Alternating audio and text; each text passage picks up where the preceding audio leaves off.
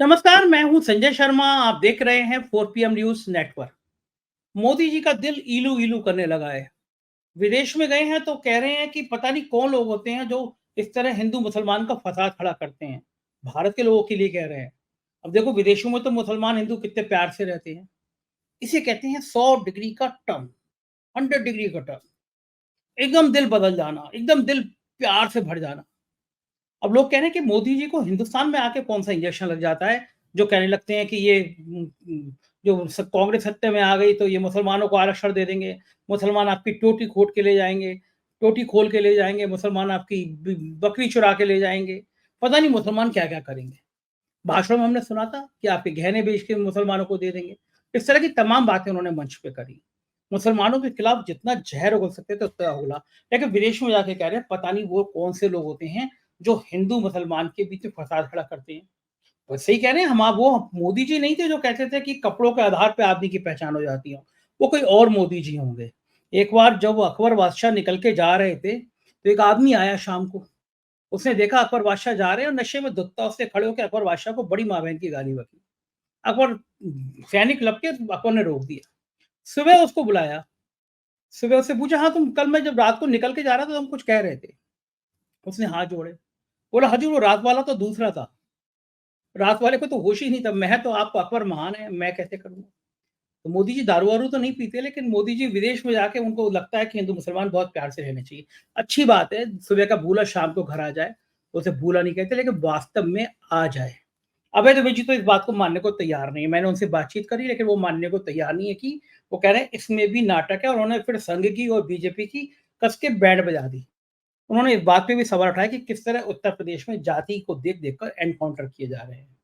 और बहुत बड़ा बवाल मच गया है कि एक यादव को एनकाउंटर कर दिया गया सुल्तानपुर डकैती में, और बाकी कुछ जाति विशेष के लोगों को टांग में हल्की फुल्की गोली मारी जाती है और ठीक कर दिया जाता है, अस्पताल में एडमिट करा दिया जाता है। अखिलेश यादव ने सवाल उठा दिया। बहुत तीखी बातचीत है, आप जरूर सुनिएगा, अपनी राय से अवगत कराइएगा। चलते हैं अभय दुबे जी के पास। 4 PM न्यूज नेटवर्क में स्वागत है आपका अभय दुबे जी। आज मुझे प्रधानमंत्री जी बड़े अच्छे लगे। विदेश में जाके वो सवाल कर रहे थे कि ये कौन लोग हैं जो हिंदू मुसलमान के झगड़े लगाते हैं। देखिए, यहाँ विदेशों में कितने प्यार से रहते हैं हिंदू मुसलमान, और पता नहीं भारत में ऐसे कौन से लोग हैं जो हिंदू मुसलमान के झगड़े लगाते हैं। प्रधानमंत्री का इतना हृदय परिवर्तन हो गया है, कितनी अच्छी अच्छी बातें करने लगे हैं। मुझे लगता है कि अब उनको नोबेल पुरस्कार मिल जाना चाहिए कि आखिर देश का इतना बहादुर प्रधानमंत्री, इतने प्यार की, इतनी अहिंसा की, इतनी सात्विक बातें कर रहे हैं। तो अब देश के लोगों को मानना चाहिए कि प्रधानमंत्री जी बदल गए हैं। वो इस बात की चिंता कर रहे हैं कि भारत में ऐसे कौन से लोग हैं जो हिंदू मुसलमान का झगड़ा लगा रहे हैं। आपको क्या लगता है, विदेश से जो बात की है प्रधानमंत्री जी ने कि भारत में पता नहीं कौन से लोग हैं जो हिंदू मुसलमान करते हैं, विदेश में देखो कितने आराम से रहते हैं, इसके पीछे प्रधानमंत्री का अंदर से कोई ज्ञान आया होगा प्रधानमंत्री जी को। प्रधानमंत्री जी को लगा कि अब प्यार की बातें होनी चाहिए। कारण क्या है, क्यों ऐसी बातें की होंगी उन्होंने? संजय जी, आपको याद होगा कि जब लोकसभा चुनाव की मुहिम चल रही थी और प्रधानमंत्री प्रतिदिन मंच से मुसलमान विरोधी बातें कह रहे थे, हिंदुओं को वो उकसा रहे थे कि आपका आरक्षण छीन के मुसलमानों को दे दिया जाएगा, आपकी बहनों के मंगलसूत्र और उनका सोना चांदी मुसलमानों को दे दिया जाएगा, आपके घर का एक कमरा दे दिया जाएगा, आपकी 2 टोंटियों में से 1 टोंटी मुसलमान को दे दी जाएगी, आपकी एक भैंस मुसलमान को दे दी जाएगी। ये सब जो बातें कर रहे थे, इसी के साथ साथ वो अपने गोदी पत्रकारों को दिए गए इंटरव्यू में ये भी कह रहे थे कि वो दिन तो कभी आ ही नहीं सकता जब मैं हिंदू बनाम मुसलमान करूं। आपको याद आया होगा, तब भी उन्होंने इसी प्रकार की दो तरफी बात कही थी। अभी भी देश में भारतीय जनता पार्टी मुसलमान विरोधी मुहिम पर निकली हुई है। 2024 के चुनाव के बाद से भारत भाजपा के जितने भी समर्थक पत्रकार हैं, उसमें कई यूट्यूबर्स भी हैं, वो खुलेआम मुसलमानों को गाली दे रहे हैं। भारतीय जनता पार्टी के प्रवक्ता, आधिकारिक प्रवक्ता, जो माथे पर टीका लगाकर और चंदन लगाकर टीवी पर अवतरित होते हैं, वो मुसलमानों के खिलाफ घृणा का प्रचार कर रहे हैं। बहुत बड़े पैमाने पर मुसलमानों के खिलाफ घृणा का, हिमाचल प्रदेश में किसी मस्जिद के, किसी तथाकथित मस्जिद के क्या कहते हैं उसको, अवैध निर्माण के खिलाफ एक बड़ा आंदोलन छेड़ दिया गया है। तो पूरी तरीके से भारत की राजनीति कैसे हिंदू बनाम मुसलमान हो, भारतीय जनता पार्टी उसमें नियोजित रूप से लगी हुई है, क्योंकि इन्हें इसके अलावा राजनीति करने का और कोई तरीका आता नहीं। लेकिन अगर ऐसा मोदी जी हमेशा दो तीन तरह की दोहरी जुबान में बोलते हैं। मोदी जी हमेशा दोहरी जुबान में बोलते हैं। लोकसभा चुनाव के दौरान उन्होंने दोहरी जुबान में बोला और अब विदेश में जाके वो अपना एक लिबरल, एक उदार चेहरा पेश करने की कोशिश करते हैं मोदी जी हमेशा। क्योंकि अच्छा, ये जब तक बताइए अगर वो ऐसा नहीं करेंगे, अगर वो ऐसा नहीं करेंगे तो अंतर्राष्ट्रीय स्तर पे उनकी बड़ी निंदा होगी। अच्छा, ये बताइए कि आप प्रधानमंत्री कहते हैं कि 140 करोड़ देशवासियों का विश्वास, सबका साथ, सबका विकास। तो ये सब बातें क्या झूठी हैं जो ये बातें करते हैं प्रधानमंत्री जी? इसमें कोई शक है भाई, वो तो अगर प्रधानमंत्री प्रेस कॉन्फ्रेंस नहीं करते, अगर ना भारत में करते ना विदेश में करते, अगर विदेशों में प्रेस कॉन्फ्रेंस कराएंगे तो वहां के पत्रकार पूछेंगे कि आपकी पार्टी जो पूरे राष्ट्र की नुमाइंदगी करने का दावा करती है, वो मुसलमानों को राजनीतिक नुमाइंदगी देने के लिए तैयार क्यों नहीं है? आपकी पार्टी मुसलमानों को टिकट क्यों नहीं देती? ये सवाल देश में तो उनसे मोदी से कोई पूछता नहीं, क्योंकि प्रेस कॉन्फ्रेंस ही नहीं करते। उनके प्रवक्ता इस बात की कोई परवाह नहीं करते, और राष्ट्रीय स्वयंसेवक संघ के प्रचारक कहते हैं कि जिस दिन मुसलमान हमारी तरीके से सोचने लगेंगे, हम उनको टिकट भी देना शुरू कर देंगे। मोदी जी जैसे ही विदेश में प्रेस कॉन्फ्रेंस करेंगे, उन्हें इन सवालों का सामना करना पड़ेगा। एक बार यूएन के अंदर उन्होंने कुछ पत्रकारों के सवालों का सामना किया था, तब उनसे पूछ लिया गया था कि आपके यहाँ जो मुसलमान विरोधी हिंसा होती है, लिंचिंग होती है, सब सवाल उनसे पूछ लिए गए थे। उसके जवाब में उन्होंने बड़े बनाऊ तरीके से, वो तो बनाऊ तरीके से बोलने में बहुत माहिर है ना मोदी जी, उन्होंने बनाऊ तरीके से कह दिया था कि भाई भारत तो एक ऐसा लोकतंत्र है जो दुनिया का सबसे बड़ा लोकतंत्र है, यहाँ सब लोग मिलजुल कर रहते हैं। इस प्रकार की बातें करके वो पतली गली से निकल गए थे। तो मोदी जी से ये सारे सवाल तो अभी पूछे जाने बाकी हैं, और ये सवाल कब पूछे जाएंगे, कब पत्रकारों को, हमारे आपके जैसे लोगों को मौका मिलेगा, हमें नहीं पता। क्योंकि वो बहुत चालाकी के साथ पहले दिन से ही पत्रकारों के एक फ्री एंड फेयर, खुली और मुक्त प्रेस कॉन्फ्रेंस करने से लगातार बचते रहे हैं, और वो कभी भी ये नहीं करेंगे, क्योंकि अगर वो करेंगे तो बीच में गुस्से में उठ के चला जाना पड़ेगा। ठीक उसी तरह से करण थापर के इंटरव्यू में वो उठ के चले गए थे। अच्छा, राष्ट्रीय स्वयंसेवक संघ भी मुसलमानों को जोड़ने की पहल करता है। एक इंद्रेश जी हैं, वो मुस्लिम मंच बना लेते हैं। तो ये पहल क्या केवल नाटक करने के लिए होती है, ड्रामा करने के लिए होती है? नाटक करने के लिए नहीं, असल में है क्या कि ये लोग वाटर टेस्टिंग करते हैं। ये लोग जो है वो परीक्षण करके देखते हैं। ये सारे के सारे परीक्षण हैं कि मुसलमान समाज किस हद तक है, उनका जो इंटेलेक्चुअल वर्ग है उनको किस हद तक अपनी ओर खींच सकता है। अटल बिहारी वाजपेयी के जमाने में भी हुआ था। एक मुस्लिम मंच बना था, उन्होंने अटल बिहारी वाजपेयी के सपोर्ट में कुछ बातें कही थी, उनकी उदारता वगैरह के आख्यान के गीत गाए गए थे। तो ये कोशिश हमेशा से, और राष्ट्रीय स्वयंसेवक संघ के भीतर भी बहस चलती रही है कि क्या मुसलमानों के लिए संघ के दरवाजे खोले जाएं। अब आप सोचिए, राष्ट्रीय स्वयंसेवक संघ का पूरा एक शाखा का जो रिचुअल है, आप उसको देखिए, उसमें एक स्वयंसेवक जाता है, सामने भगवा ध्वज लहराया जा रहा है।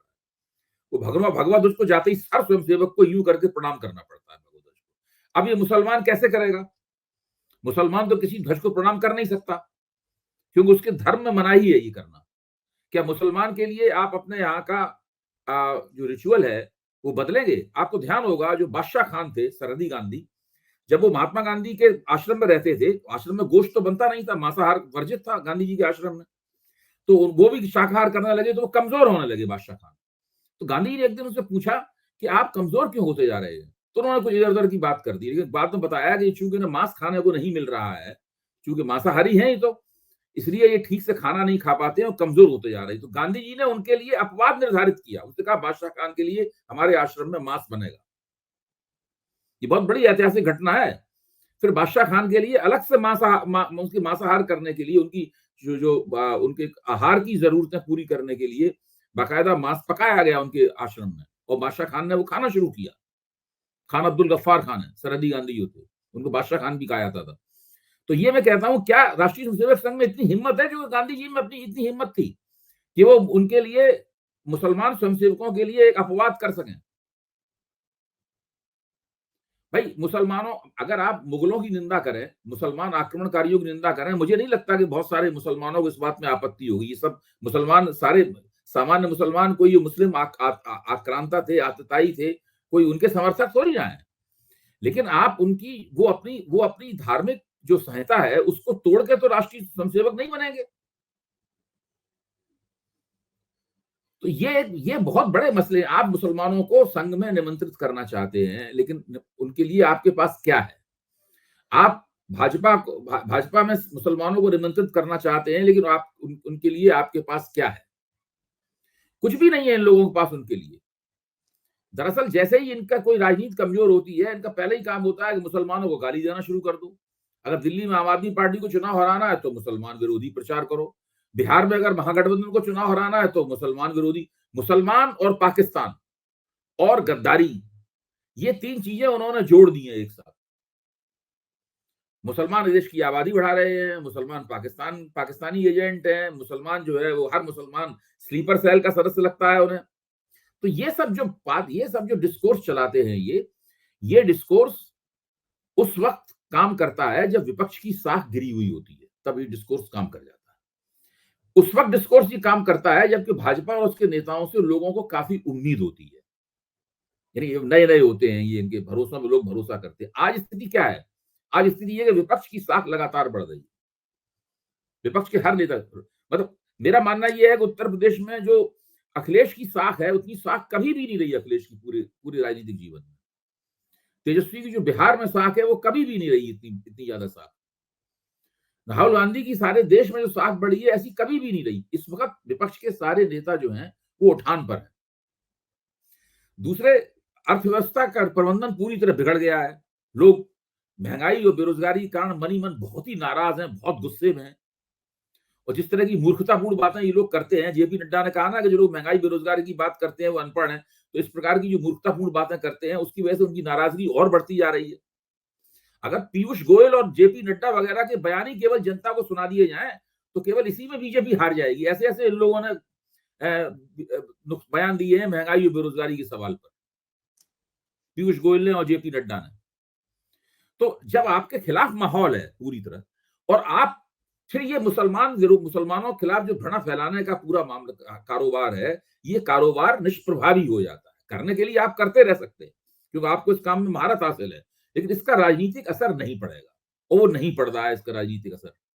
जहां तक यादव को गोली मारने का सवाल है या उनको फर्जी एनकाउंटर दिखाने का सवाल है, आपने जो सवाल पूछा है मुझे तो याद आ जाता है वो समय जबकि मुलायम सिंह जी उत्तर प्रदेश के सबसे बड़े विपक्षी नेता थे, और उत्तर प्रदेश में एक वीपी सिंह मुख्यमंत्री थे उत्तर प्रदेश के। तो उत्तर प्रदेश में फर्जी एनकाउंटरों की एक बाढ़ आई थी पूरी, और उसमें ज्यादातर यादव नौजवानों की हत्या की गई थी। तब मुलायम सिंह ने विपक्ष के नेताओं के साथ मिलकर, वीपी सिंह कांग्रेस के प्रधानमंत्री थे और मुख्यमंत्री थे, एमनेस्टी इंटरनेशनल को एक पत्र लिखा था मुलायम सिंह ने। मैंने मुलायम सिंह जी के ऊपर किताब लिखी है, उसमें उस पत्र का उल्लेख किया है मैंने। तो वो मतलब उस वक्त हालत ये थी कि तमाम यादव नौजवानों को फर्जी मुठभेड़ों में उत्तर प्रदेश में डकैत बताकर या चोर बताकर या अपराधी बताकर उनकी हत्याएं की जा रही थी। लगभग वैसी मुहिम इन लोगों ने अब आदित्यनाथ के नेतृत्व में यहाँ पर चला दी है। इन लोगों को फिर से एमनेस्टी इंटरनेशनल को पत्र लिखना चाहिए। देखिए ये जो हो रहा है, एमनेस्टी इंटरनेशनल को पत्र लिखते ही संयुक्त राष्ट्र में मामला जाएगा और फिर से इन लोगों की बहुत ज्यादा बदनामी होगी।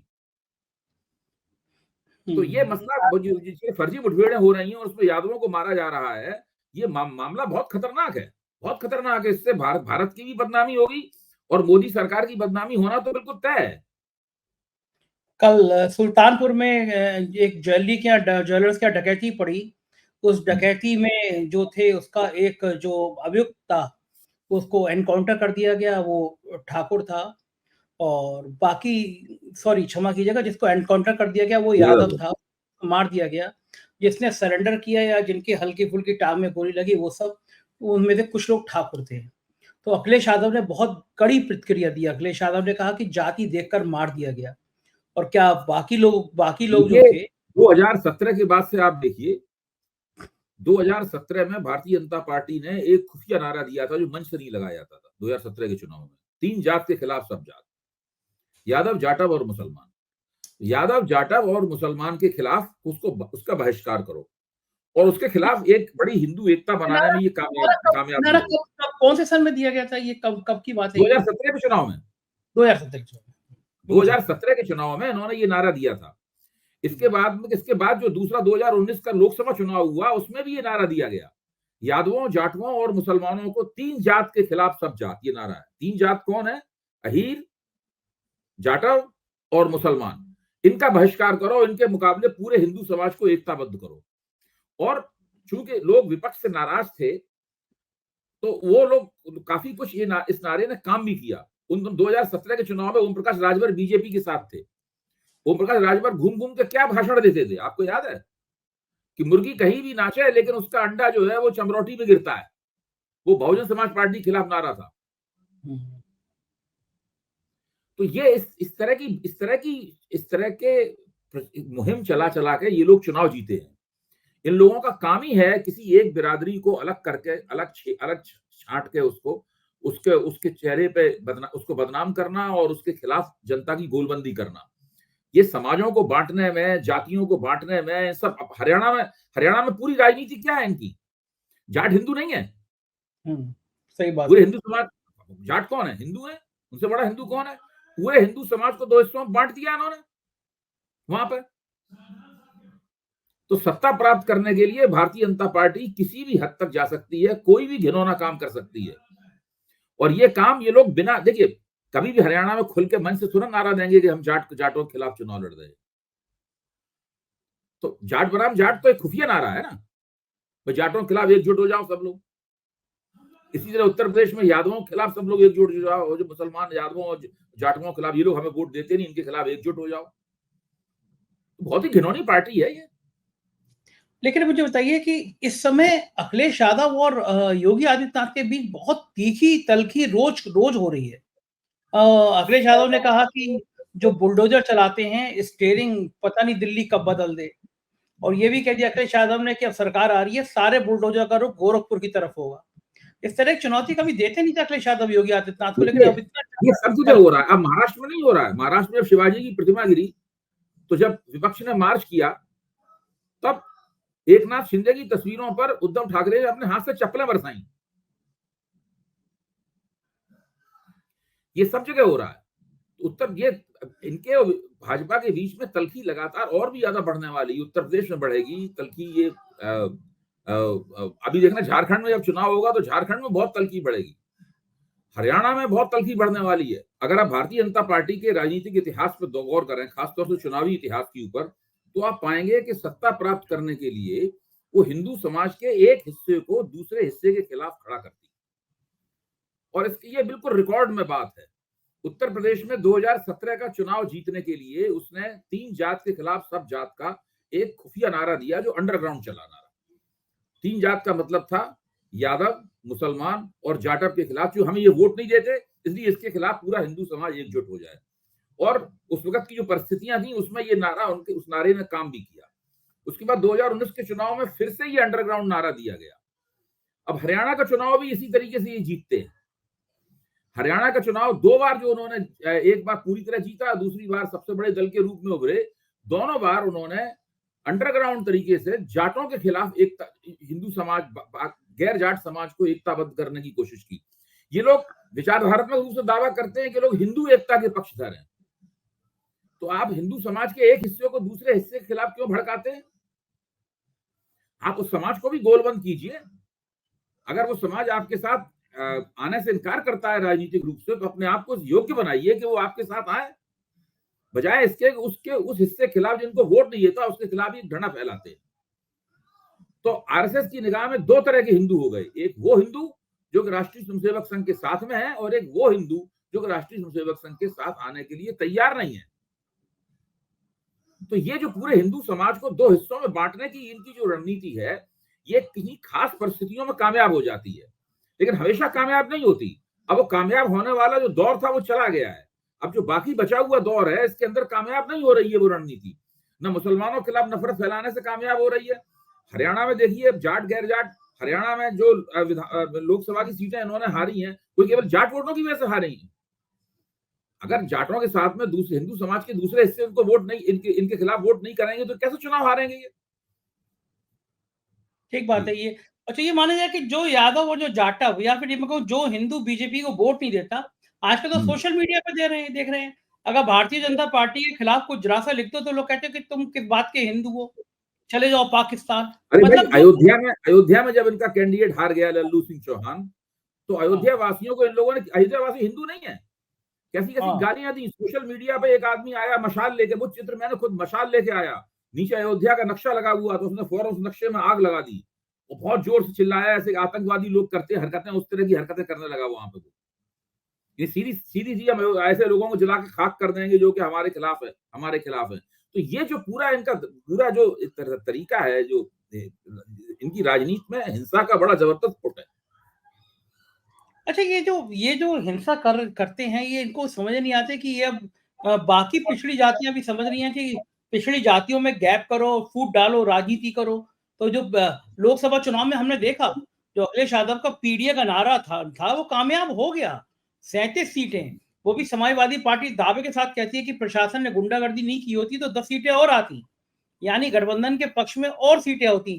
तो आप ये जो बिल्कुल होती। नारा, देखिए, केवल मैं समझता हूँ कि इसमें अखिलेश जी ने तो अपने नेतृत्व को स्थापित कर दिया है और उन्होंने ये भी दिखा दिया है कि वो गैर यादव पिछड़ी जातियों को और जो कमजोर पिछड़ी जातियां हैं, जिनको अति पिछड़ा कहते हैं, उनको भी अपनी तरफ खींचने में कामयाब हैं। उनके ऊपर लोगों का विश्वास है कि उन्होंने टिकटों का बंटवारा इस तरीके से किया था।